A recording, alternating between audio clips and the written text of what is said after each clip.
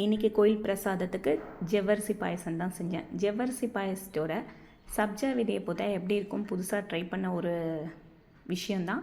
ரொம்ப நல்லா இருந்தது. எப்படி செஞ்சேன்னு வாங்க பார்க்கலாம். தேவையான அளவுக்கு ஜவ்வரிசி எடுத்துக்கோங்க.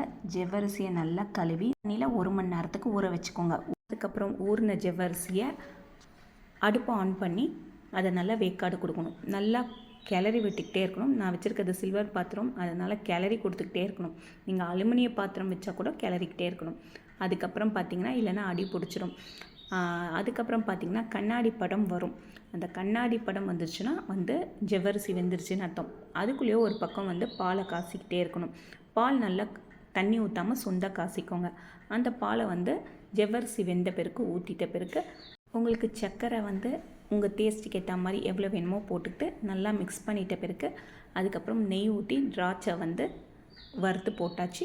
அதுக்கப்புறம் நம்ம சப்ஜா விதையை கொஞ்சம் டம்ளரில் போட்டு தண்ணி ஊற்றி வச்சுருக்கேன். அது ஒரு 10 நிமிஷத்துலேயே நல்லா ஊறிடும். அது ஊறினதுக்குள்ளேயோ இதுவும் கொஞ்சம் சூடாறி நல்லா திக்கு பதம் வந்துருச்சு. அதுக்கப்புறம் அந்த சப்ஜா விதையை ஆட் பண்ணிவிட்டு கேஸ் எல்லாம் ஆஃப் பண்ண பிறகு தான் ஊற்றணும். ஊற்றிட்டு நல்லா கலந்து எடுத்துகிட்டு போய் சாப்பிடும்போது ரொம்ப சூப்பராகவே இருந்தது. அந்த ஜவ்வரிசி அந்த சப்ஜா விதை கடிக்கும்போது நல்லாவே தெரியுது. ஒரு டிஃப்ரெண்ட் டேஸ்ட்டில் இருந்தது. பிடிச்சிருந்தா நீங்களும் ட்ரை பண்ணி பாருங்கள்.